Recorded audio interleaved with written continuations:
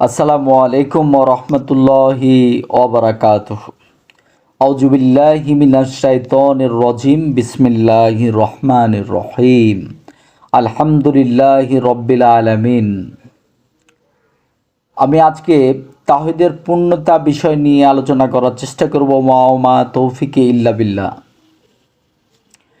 তাওহীদের পূর্ণতা ততক্ষণ সম্ভব নয় যতক্ষণ পর্যন্ত একমাত্র আল্লাহর ইবাদত ও সর্বপ্রকার তাগুত তথা শিরক মুক্ত না হয়।